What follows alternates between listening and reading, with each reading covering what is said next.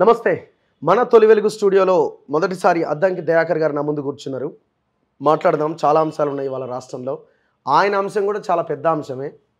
MLC అంటున్నారు, మంత్రి అంటున్నారు, ఇంకోటి అంటున్నారు. సో మిగతా అంశాలు కూడా ఒకసారి మనం డిస్కస్ చేద్దాం. దయాకర్ గారు నమస్తే. నమస్తే రఘు.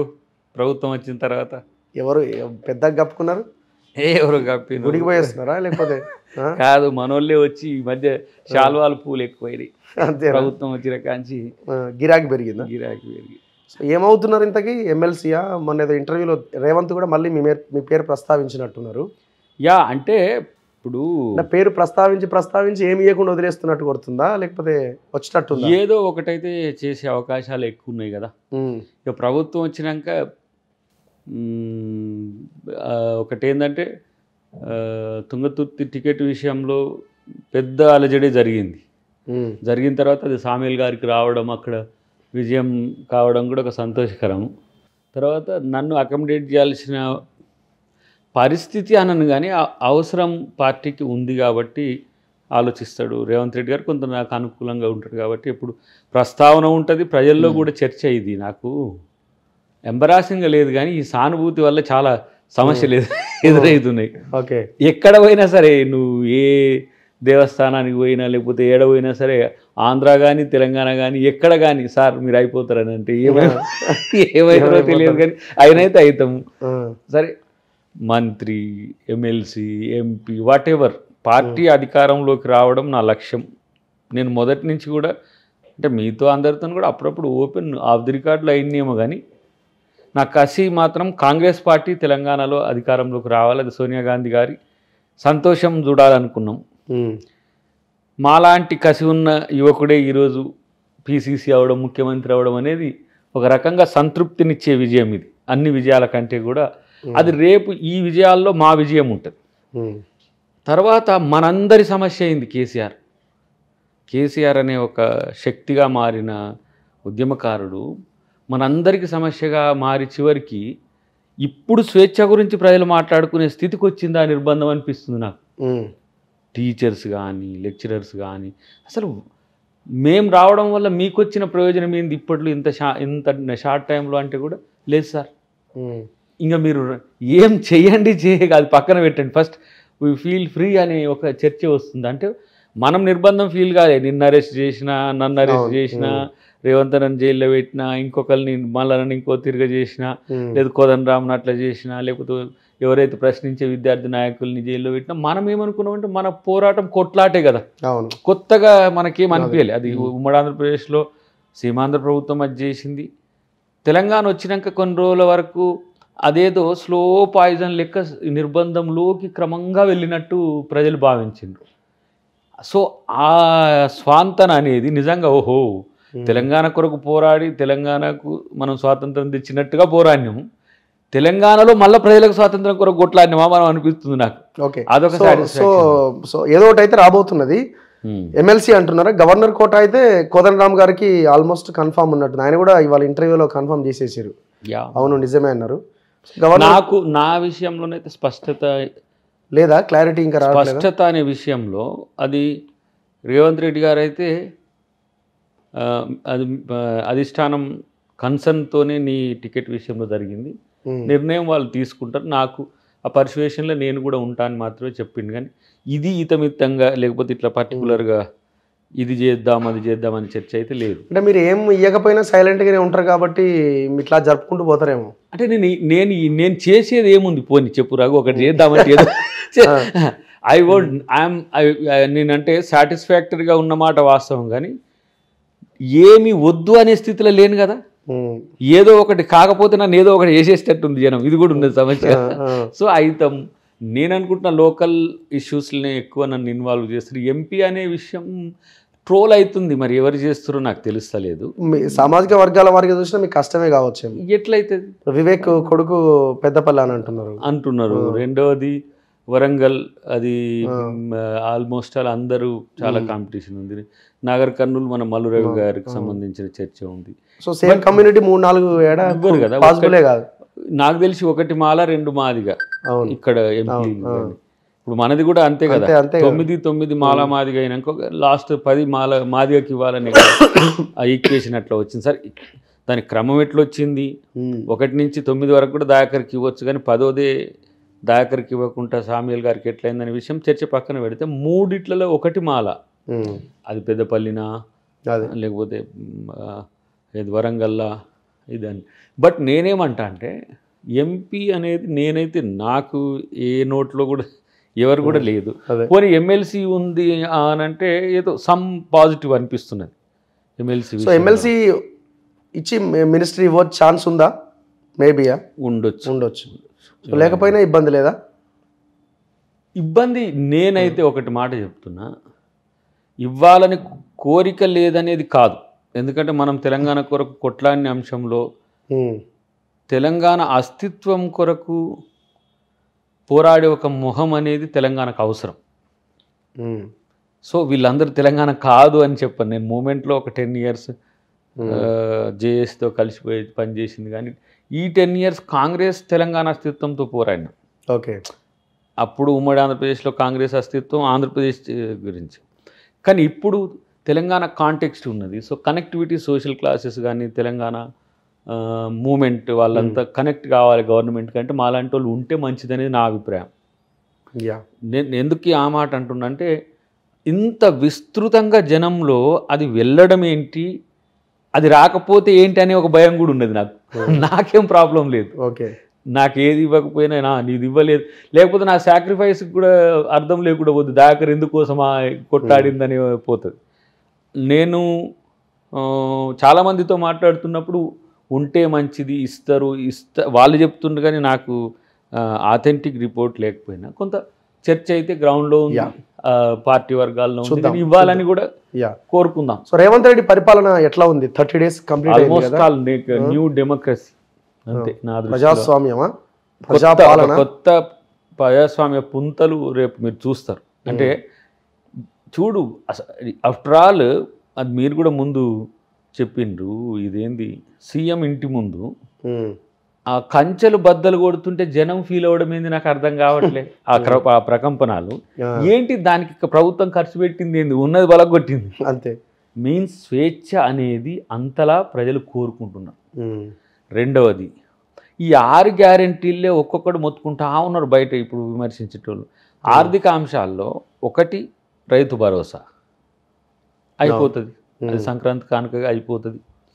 మహాలక్ష్మి పథకం అనేది మనం బడ్జెట్లో పెట్టాలన్నా, దాన్ని చట్టం చేయాలన్నా, లబ్ధిదారుల ఎంపిక అనేది న్యూ ప్రాజెక్ట్ కదా అది. ఇంతకుముందు ఎవరు కూడా భారతదేశంలో ఇప్పుడు కర్ణాటక ఒకటి చేస్తున్నది, మనం చేస్తున్నాం. ఫస్ట్ డే నేను మహిళలకు అందరికి ఇచ్చేయి అని అంటారు. మరి దానికి గ్రామ సభలు ఉన్నాయి, దాంట్లో మనం బీపీఎల్ లేకపోతే దిగువ మధ్య తరగతి కూడా ఇవ్వచ్చా ఎట్లా అనే దాని విషయంలో రఘురామరాజన్ గారు కొన్ని సూచనలు చూసిపోయి ఉంటారు. తర్వాత మనం వాటికి ఎలాంటి బడ్జెటరీ సపోర్ట్ అనేది ఉంటుంది. ఇక మిగతా ఏంటి ఆర్థిక అంశాలు చెప్పండి. చదువుకునే పిల్లలకు కోచింగ్ల పేరు మీద మనం చేసేది 5 లక్షలు అనేది చాలా తక్కువ బడ్జెట్ అది, ఎవరైతే కోచింగ్లకు పోతారో. తర్వాత విద్యార్థులు ఎవరైతే 10 లక్షల వరకు రుణాలు ఏంది స్టార్ట్అప్ కానీ విద్యా భరోసా సంబంధించి వాళ్ళు 10 లక్షల వరకు వడ్డీ లేని రుణం అది బ్యాంక్లో ఎసెట్ అయి ఉంటుంది. మనం గవర్నమెంట్ బడ్జెట్ నుంచి స్పెషల్ అలొకేషన్ ఏం లేదు. ఎస్ఎల్బీసీకి మనం ఒక భరోసా ఇస్తాం స్టేట్ లెవెల్ బ్యాంక్స్కు. సో మీకు ఇంకా ఆర్థిక అంశాలు ఏమున్నాయి, మిగతా అన్ని గ్యాస్ బండకు సంబంధించి. మీరు రైతు బంధే వేయలేకపోతున్నారు, ఇంకా అది డిలే అవుతున్నది. నేనేమంటున్నట్టు రైతు బంధుకు సంబంధించి గతంలో ఇచ్చిన రైతులందరికీ ఇవ్వడానికి ఎందుకు సమస్య వస్తుందంటే, నేను ఫిలిం సిటీలకు ఆయన రైతు కానీ ఇప్పుడు అది 1800 కోట్లు అది ఓకే సార్, బాగానే ఉంది. కానీ ఇప్పుడు ఇమీడియట్ గా వేస్తాము అని అన్నారు కదా. అంటే ఎవరికి వేయాలన్న దగ్గర ఒక మొడాలిటీ తీసుకోవాలి కదా. 5 to 10 acres 5 acres. అసలు నేనైతే సరే పెద్దలకు చెప్పేటప్పుడు చెప్పేది ఏంటంటే, అసలు అసెంబ్లీలోనే రైతు భరోసా మీరు కనుక డిఫైన్ చేస్తే, రైతు భరోసా మొడాలిటీస్ మీన్స్ ఒక షార్ట్ టైం డిబేట్. నాకు తెలిసి మీరు అంటున్నది ఆఫ్టర్ 6 months తర్వాత నెక్స్ట్ పీరియడ్ కాదు, ఈ పీరియడ్ ఈ పీరియడ్ నుంచి. ఎందుకంటే ఆ మాట కార్పొరేట్స్కు మనం ఇవ్వాల్సిన అవసరం ఉందా లేదా అనే దాని దగ్గర చాలా తర్జన భర్జనలు జరిగినాయి. హౌస్లోనే ఫార్మర్ను కూడా డిఫైన్ చేస్తే అయిపోతుండే కదా. కౌలు రైతును మనం ఫార్మర్గా డిఫైన్ చేయకపోతే సభకు గౌరవం తక్కువ ఆయన అన్నాడు కేసీఆర్ గారు. కానీ మనం అట్లుంటామా? కాబట్టి ఇక్కడ వ్యవసాయ భూమి, సాగు చేసే రైతు, ఇవి రెండు క్రైటీరియా అవుతుంది. అది ఏమంటాం 10-5 అనే దగ్గర నాకు స్పష్టత లేదు, చూద్దాం. అది కానీ 1800 కోట్లకు మేరకి తగ్గుతుంది, మిగతా అంతా ఉంది, ఇవ్వచ్చు. ఎవ్రీ మంత్ 12,000 crores ఎబవ్ మనకు రెవెన్యూ రిసీట్స్ ఉన్నాయి. కాబట్టి 7,000 కోట్లు ఇవ్వని చెప్పడం కాదు, అక్రమంగా ఎవరికైతే వాళ్ళకి పోవద్దు అనేది లక్ష్యం. సో పరిపాలన అయితే డెమోక్రటిక్గా ఉందని మీరు అంటున్నారు. డెమోక్రటిక్గా ఉంటుంది. మరి ఇప్పుడు ఈయన ఈ కేటీఆర్ ఈ 420 హామీలు ఇచ్చిరని ఒక బుక్లెటే రిలీజ్ చేసిరు కదా ఏకంగా, ఇది ఎట్లా అంటే అలా 420 అన్నీ బయటపడుతున్నాయని వాళ్ళకి 420 అని వాళ్ళకి అది గుర్తొచ్చి 420 అని పెట్టింది వాళ్ళు. కాబట్టి 420 వేషాలు ఎందుకనే మేము అంటున్నాం. 30 daysలోనే 460 అంశాలు ఉన్నాయట. మరి ఆయన ఎవరైనా గుర్తుపెట్టిండో, 620 అవుతుంది ఇప్పుడు. కానీ ఆ 420 వేషాలన్నీ కూడా ఒక అక్కసు జిలస్. నాకు తెలిసి కేటీఆర్ టీం మళ్ళా 12-13 ఎంపీలు ఇచ్చేటట్టుంది. అంతేనా? ఇలా ఈ కో విమర్శలు అర్థం పర్థం లేనా ముసలానికి చెప్తుండ్రో లేదో నాకు తెలియదు. వీళ్ళే వేసి తలుగు అనుకున్నాడు, ఇంతకుముందు బిల్లా రంగాలు దంచినట్టు ఇప్పుడు ఒక రంగానే దంచుతున్నట్టు అనిపిస్తుంది నాకు. దీంట్లో ఎవరు మాట్లాడుతుండ్రు? మన శ్రవణ్ గారు ఒకరు మాట్లాడుతున్నారు, సుమన్ గారు నేను ఏదో మాట్లాడినట్టుంది. వీళ్ళకే కేటీఆర్ టీమే మాట్లాడుతున్నది. అంతే, అసలు ఆగొద్దు, విమర్శలు చేస్తూనే ఉండవు. అంతకుముందు కిరాయికి ఇచ్చిన సోషల్ మీడియా టీములు ఉన్నాయి కొన్ని, ఏదో 32 యూట్యూబ్లు పెడితే బాగుండు అని. అరే ఎక్కడి మనవానికి ఇన్పుట్ ఇచ్చేటోడు ఎవడో కూడా నాకు తెలుస్తలేదు భయ్య, అది ఒక పెద్ద సమస్య. 32 యూట్యూబ్లు 4 కోట్ల మందిని మలుస్తాయా? అంటే ఎంత పిచ్చి ముచ్చిన. మరి మనకు 100 ఉన్నాయి, 100-120 ఉన్నాయి, మరి ఎందుకు మార్చలేకపోయినాయి? ఇప్పుడు మన తొలి వెలుగునో ట్యూ న్యూస్నో చూసే భయపడితే నువ్వు ఇంత పెద్ద వ్యవస్థ, నీకు టీ న్యూస్ లాంటి వ్యవస్థ ఉంది, ఎంత పెద్ద అన్ని వాళ్ళే కదా. కాబట్టి అది అంతా కూడా అజ్ఞానంగా చేస్తున్నా. అంటే ప్రతిపక్షంగా కూడా కేటీఆర్ సక్సెస్ కాడు కాబట్టి మళ్ళీ ఎవరన్నా ఉపనేతను ఎన్నుకోవడంలో కడియం గారు అవుతారా ఇంకెవరనే వస్తున్నది. అది వాళ్ళకి ఇప్పుడు ఇంతవరకు వాళ్ళు నేత లేరు, కానీ అదే ఊపుతోని నేస్తా ఉన్నారు పగ్గాలన్నీ కూడా చూడాలి. మరి కానీ 100 days టైం పీరియడ్ చెప్తున్నారు మీరు. ఈ 100 days టైం పీరియడ్ తర్వాత వీళ్ళ భాగవతం అంతా బయటపడుతుంది. నిన్న హరీష్ రావు మాట్లాడుతున్నట్టున్నాడు. ఒకటి చెప్పిన రాఘు, అంటే వాళ్ళు చాలా గట్టిగా నమ్ముతున్నారు ఏంటంటే మీరు ఆ హామీలు నెరవేర్చరు, మళ్ళీ జనం ముందు మీరు దోషులుగా నిలబడతారు అని. నేనేమంటున్నా, ఈ 2 ఆర్థిక అంశాలు తప్ప మీకు ఇక మీ ముందున్న ఏంటి? మేము రేషన్ కార్డు మీద 9 రకాల ధాన్యాలు ఇవ్వాలనుకుంటున్నాం. మీరు ఒక్కటిస్తే, 2 ఇస్తే, అప్పుడప్పుడు పంచదార ఏదో కిరోసిన్, అది కూడా పనికిరాని చెత్త బియ్యం. అవును, మీరు చూడండి ఎలాంటి బియ్యం వస్తుందో, ప్రజలు మమ్మల్ని ఎట్లా పోగొడతారు. బియ్యం కాదు, మిగతా 9 రకాల వస్తువుల విషయంలో క్యాబినెట్ నిర్ణయం తీసుకుంటుంది. రెండవది, మీకు 6 గ్యారంటీల్లో ఉద్యోగాలు కదా. అవును, ఉద్యోగాలు మీకు షెడ్యూల్ ఇచ్చినాం కదా, అకార్డింగ్ టు షెడ్యూల్. మీరు చూడండి బ్యాక్ పేజ్లో వేసినాము, ఏ తేదీ నాడు గ్రూప్స్ 1 ఉంది, గ్రూప్ 2 ఉంది, అదంతా చేయడంతో పాటు డిపార్ట్మెంటలీ కదా, డిఎస్సి కానీ మెగా డిఎస్సి ఉంటుందని చెప్పినాం కదా. మరి 100 రోజులు కాకముందు ఇవి గ్యారంటీలు 6 బాబు, ఇంకా చేయాల్సినవి చాలా ఉన్నాయి, డిక్లరేషన్స్ ఉన్నాయి. ఇప్పుడు రైతు భరోసా కాకుండా మనం ఇంకా 2 లక్షల రుణమాఫీ, మనకు ఆర్బీఐ గైడ్లైన్స్ ప్రకారం ఒకే ఆర్థిక సంవత్సరంలో 2 సార్లు రుణమాఫీ చేయకూడదు. కాబట్టి 2 లక్షలు అనేది ఫిబ్రవరి వరకు ఆగుతుంది. మొన్న సెప్టెంబర్ అక్టోబర్నే చేసిండు, అది మళ్ళీ మనం మార్చి ఏప్రిల్లో చేస్తాం. అలాంటప్పుడు ఇంకా అప్పుడే వాళ్ళు 19,000 కోట్లు చేసి మళ్ళీ ఇప్పుడు మీరు 20,000 కోట్లు చేయమంటారు. అది తెలుసు, వాళ్ళకు కూడా తెలుసు, లేకపోతే తెలియకపోతే అజ్ఞానం అనుకుందాం. ఒకటేసారి ఒక సంవత్సరంలోనే 2 రుణమాఫీలు చేయనివ్వరు. మాది 2 లక్షల రుణమాఫీ, ఆర్థిక భారం ఎక్కువ ఉంటుంది మళ్ళీ. సో అది ఉంటుంది. మీకు బోనస్కి సంబంధించి 2,000 రూపాయలు అంటే 2,500 ఇస్తాం. అది ఇచ్చేది ఆల్రెడీ ఈ ఎవరైతే మిల్లర్స్కి దగ్గర 23,000 కోట్లు ఉన్నాయి ఇప్పుడు. ఓకే, సరే, వాళ్ళు ఇప్పుడు ఎట్లా చేస్తారు ఏందనే విషయంలో ఇంకా కొంత సమాచారం తీసుకుంటున్నారు. కానీ రైతు భరోసాకు సంబంధించి రైతులు కానీ ఎవరు కానీ అసలు ఆలోచన చేయాల్సిన అవసరం లేదు. ఏంటంటే ఇవ్వరు అని దుష్ప్రచారం. 2 లక్షలు కూడా ఈజీగా చేసేస్తారు. అది దానికి స్పెషల్గా మేము ఆర్బీఐ నుంచి పర్మిషన్ కూడా తీసుకోవాలి.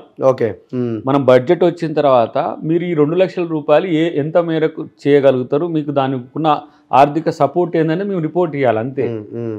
ఈసారి రెవెన్యూ రిసీట్స్ 2,80,000 కోట్ల పైచిలకు పోతాయి. సో మీకు ఈ దుబారా లేదు. ఏది కాళేశ్వరంకు పెట్టే దుబారా లేదు, ఆటి పేరు మీద వీటి పేరు మీద దోచుకునే అవినీతి ఉండదు. 30% బడ్జెట్ మనం ప్రజలకు నేరుగా పెట్టవచ్చు. అంటే ఏంది, దాదాపు 90 కోట్ల పైచిలకు రూపాయలు. కాళేశ్వరంకు ప్రతిసారి బడ్జెట్లో 30,000 కోట్లు 25,000 కోట్లు ఉన్నాయా? మళ్ళీ కాళేశ్వరం కార్పొరేషన్ నుంచి తెచ్చిపెట్టిండ్రు అప్పులు. ఆ అప్పులకు ఇప్పుడు 42,000 కోట్ల పైచిలకు మనకి ఇలా వడ్డీ అది ఇది అవుతుంది, ఈఎంఐలు కట్టుకోవడం. నిర్వహణ ఏమో 1,00,000 కోట్లు పోతే 1,20,000 1,30,000 కోట్లు మనం చేసుకోవచ్చు. ఆ సోయి కూడా లేదు, తెలిసి కూడా 3 లక్షల కోట్లు అయితే అవుతాయి. 3 లక్షల కోట్ల బడ్జెట్ కావట్లేదా? లేదా రిసీట్స్ లేవా? కేసీఆర్ నమ్మకపోతే కాగ్ని నమ్మొచ్చుగా మనం. ఓకే, 2.49 lakhs crores అని ఉన్నది కదా లెక్క. కాబట్టి వాటి పెంచుతాము, కేంద్రం యొక్క సహకారం కోరుతాము. బీజేపీ కాబట్టి మేము అడగము, మీ ప్రేమ ఇస్తే చాలు, మీ కను మా మీద ఉంటే చాలు, మా కొడుకును ముఖ్యమంత్రి చేస్తే చాలు అనేది ఏం లేదు ఇక్కడ. అకార్డింగ్ టు రూల్స్ ఇప్పుడు ఎగ్జాంపుల్ ఇండ్లు ఉన్నాయి, ఇందిరమ్మ ప్రతి సంవత్సరం 2 లక్షలు టార్గెట్గా జరుగుతుంది అనుకుంటున్నాను నేను అంచనా. ఇందిరమ్మ ఇండ్లు. సో మనం 5 కాన్సిక్యూటివ్ ఇయర్స్లో 10 lakhs ఇండ్లు కట్టుకోవచ్చు. 10 పాత జిల్లాల్లో ప్రతి ఊరికి 20-30 ఇండ్లు రావచ్చు. అంటే ఏంది, కనీసం ఒక సంవత్సరానికి మీకు 20-30 ఇండ్లు వచ్చినాయంటే పేదోని నుంచి మనం మొదలు పెడితే ఊరికి అవి నియోజకవర్గానికి 1000 ఇండ్ల వరకు 1,500 ఇండ్ల వరకు కూడా ఇచ్చుకోవచ్చు బడ్జెట్ సపోర్ట్ని బట్టి. లేదు ఇంకేమైనా ఇప్పుడు మనం దావోస్ పోయి ఇచ్చిన తర్వాత స్పెషల్గా ఈ ఇండ్ల నిర్మాణం కొరకు ఏవైనా ప్రైవేట్ ఏజెన్సీస్ కనుక మనకు ఆర్థిక సహకారం అందిస్తే ఏముంది రాగు, 1,00,000 కోట్లకు 10 లక్షల ఇండ్లు ఎట్ ఏ టైం అయితే. ఓకే, అసలు అవసరం అయితే నేను అనుకుంటున్నా, ముఖ్యమంత్రి గారు కూడా చెప్పాలనుకుంటున్నా, కొన్ని మిగులు భూములు ఉన్నాయి, మనం ఒక దగ్గర తీసుకొని ఒక 10,000 ఇండ్లు 20,000 ఇండ్లు కామన్ కాలనీస్ కూడా మనం చేయొచ్చు. అంటే ఓన్లీ ఆ ఊర్లోనే కట్టాలనేది కాకుండా ఇప్పుడు సబర్బన్ ప్లేసెస్ అర్బన్ ప్లేసెస్ ఉంటాయి. ఎట్ ఏ టైం ఇప్పుడు అవుటర్ రింగ్ రోడ్ నుంచి రీజనల్ రింగ్ రోడ్ మధ్యన ఉన్న ప్లేస్లలో మీరు ఈ బస్తీలనంతా తీసుకుపోయి ఒక మంచి కాలనీ నిర్మించి అక్కడ వాళ్ళని రిఫ్రెష్మెంట్ చేయొచ్చు. ఈ ఇరుకు సందులలో గదులలో కంటే కూడా చేయాలనుకుంటే అన్ని చేయొచ్చు. ఎంత చిత్తశుద్ధితో 1 lakh crore కనుక గ్రాంట్ వస్తే, కేంద్ర ప్రభుత్వం కనుక సహకరిస్తే, నేను అంటున్నా అదేం పెద్ద టాస్కే కాదు. 10,000 కోట్లకు 1,00,000 ఇండ్లు అవుతాయి. నువ్వు 1,00,000 కోట్లు ఎట్ ఏ టైం ఏదైనా ఒక నిధిని మనం ఏంది యుఎన్ ఫండ్సో లేకపోతే కేంద్ర ప్రభుత్వ నిధిలో ఇట్లా పూలప్ చేసుకోగలిగితే 10 లక్షల ఇండ్లు నీకు ఎట్ ఏ టైం కట్టుకోవడానికి 2-3 సంవత్సరాలు కంప్లీట్ అవుతాయి కదా. అవి బల్కీగా కూడా చేయొచ్చు. ఇప్పుడు దావోస్లో పోయిన దాంట్లో కూడా చాలా కంపెనీలు ఇప్పుడు ఇక్కడికి రావడానికి సిద్ధంగా ఉన్నాయి. కార్పొరేట్ సోషల్ రెస్పాన్సిబిలిటీ కింద ఎక్కడెక్కడో ఖర్చు పెడుతున్నారు. మీరు పేదోళ్ళ గృహాలకు ఇండ్లు ఇవ్వండి. లేదు ఇతర భూములు ఉన్నాయి, వక్ఫ్ బోర్డు భూములు ఉన్నాయి, భూదాన్ భూములు ఉన్నాయి, అసైన్మెంట్ భూములు ఉన్నాయి, కొన్ని కాందిశీకుల భూములు ఉన్నాయి. అట్లాంటి వాటిలో కూడా ప్రభుత్వం కొంత ఏది మేనేజ్మెంట్ ఏమంటారు యజమాన్యం లేని దగ్గర చేసుకోవచ్చు మనం.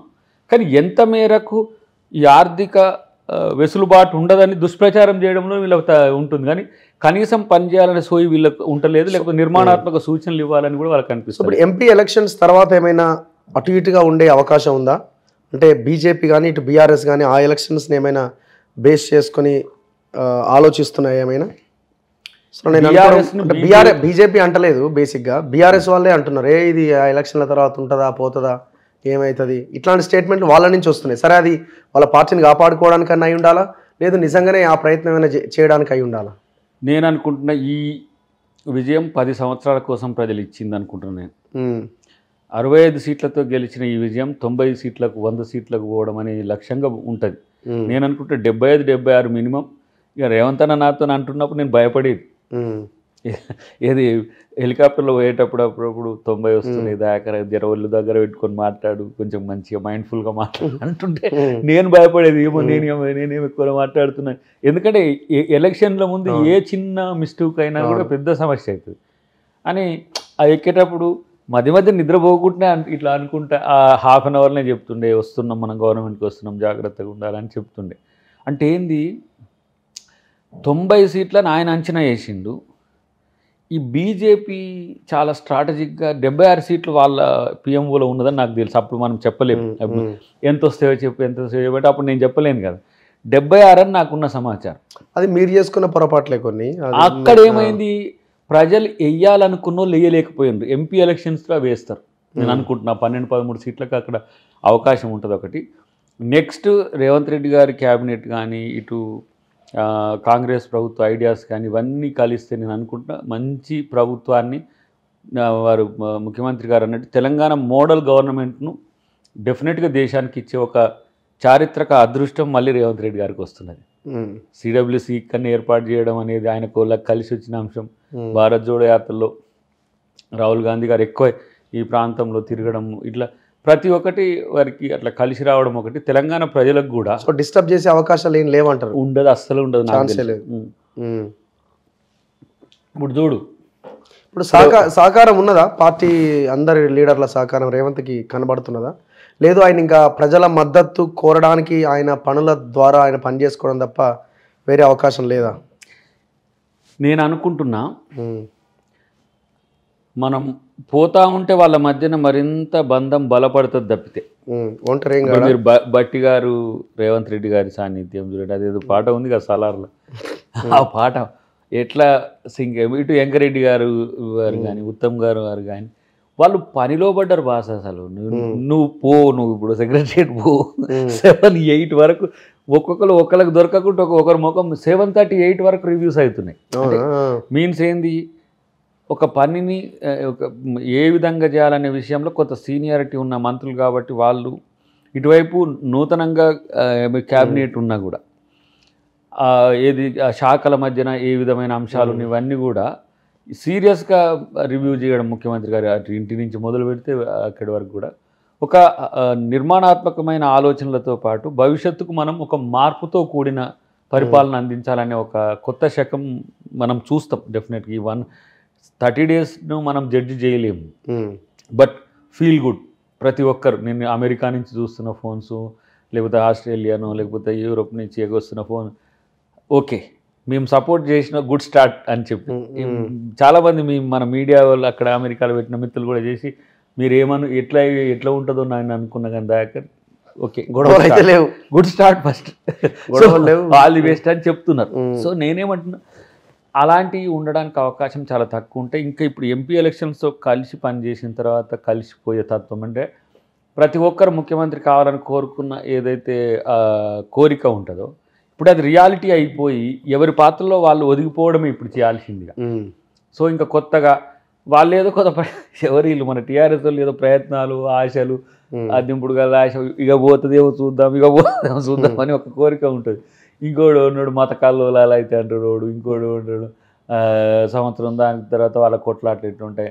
మీరు చూడండి కర్ణాటక ఎట్లా ఉంది, ఇప్పుడు హిమాచల్ ప్రదేశ్ ఎట్లా ఉంది.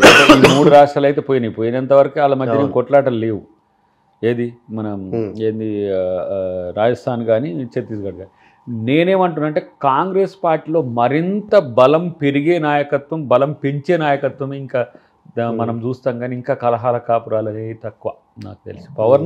పవర్ వచ్చేంత వరకు కొట్లాడతారు, పవర్లో వాళ్ళ షేర్ తీసుకుంటారు, వాళ్ళ పనులు వాళ్ళు చేసుకుంటారు అని నేను అనుకుంటున్నాను. సో చూడాలి రాబోయే రోజుల్లో ఇంకా ఎట్లా ఉంటుందన్న చూడాలి. ఇప్పుడు చాలా కేసుల్లో అంటే ఓపెన్గా కనిపిస్తున్న కేసుల విషయంలో కూడా చర్యలు తీసుకుంటున్నట్టు ఇంకా కనిపిస్తలేదు. అంటే ఇప్పుడు కాళేశ్వరం ఉన్నది, ఇప్పుడు మనం బెస్ట్ కాళేశ్వరం కూడా గొడవ నడుస్తుంది. మీరేమో జ్యుడిషియల్ ఎంక్వైరీ అంటున్నారు, వాళ్ళేమో సిబిఐకి లెటర్ రాయండి అని బీజేపీ వాళ్ళు అంటున్నారు. ఇప్పుడు వాళ్ళది డ్యూయల్ రోల్ ఉన్నది. వాళ్ళు ఉన్న రోజులు వాళ్ళు సిబిఐకి కేంద్ర మంత్రి హోదాలో మనోడు కిషన్ రెడ్డి కూడా రాయొచ్చు కదా. కిషన్ రెడ్డి రాసిన రాదు కదా. అట్లా రానప్పుడు నేనేమంటున్నా అంటే డిపార్ట్మెంటల్ రివ్యూస్ జరుగుతున్నప్పుడు ఇక్కడ కదా తేలాల్సింది. తేలిన తర్వాత మా పరిధి దాటి శిక్షించలేని స్థితి నీ దగ్గరికి వచ్చినప్పుడుగా సిబిఐకి వచ్చేది. ఇప్పుడు అట్లాంటి ఏమైంది, ప్రభుత్వం రాగానే కక్షపూరితమైన చర్యలకు ఉన్నారు అని చెప్పి ఒక బ్యాడ్ వెదర్ కూడా వస్తుంది. ఇప్పుడు ముఖ్యమంత్రి గారికి కాలికి గాయమైతే పోయి మర్యాదగా పలకరించే ఒక పాజిటివ్నెస్ నుంచి మనం ఆంధ్రప్రదేశ్లో కాక బాబు గారు జగన్ గారు కొట్లాడుకున్నంత స్థాయి అక్కర్లేదు. ఏ స్థాయి వ్యక్తులైనా మంచి పని చేసిన వాళ్ళకి మంచి మంచి పూలదండలు చూస్తాం. ఎవరైతే అవినీతి అక్రమాలు చేసిండ్రో వాళ్ళు కూడా జైలు గోడలు చూడాల్సిందే. ఎందుకంటే ఏ మనం నేరాలు చేయకపోయినా అనిపిస్తుంది, ఎందుకు ఎక్కడో డౌట్ అనిపిస్తుంది. డౌట్ ఏమి ఉండదు, కాకపోతే శుభమా అంటూ పెళ్లి జరిగే టైంలో సావెందుకు కోరడం. కాబట్టి మంచి ఫస్ట్ ట్రాక్ మీదకి తీసుకురావాలి, సెట్ చేయాలి మొత్తం సిస్టమ్స్ అన్ని కూడా. ఒక రకమైన విధ్వంసమే.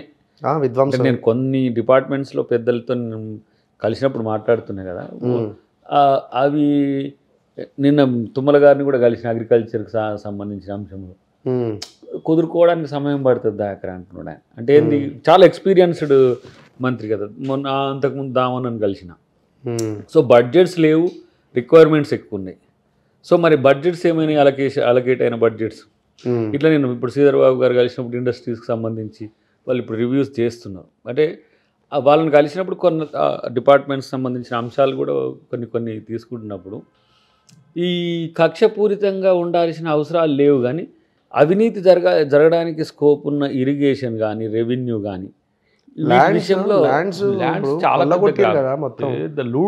లూట్ అది చాలా హామీ ఇచ్చినారు జనానికి. రాహుల్ గాంధీ హామీ ఇచ్చిండు, దోచిన భూములన్నీ తీసుకొని పేదలకు పంచుతామని అన్నారు.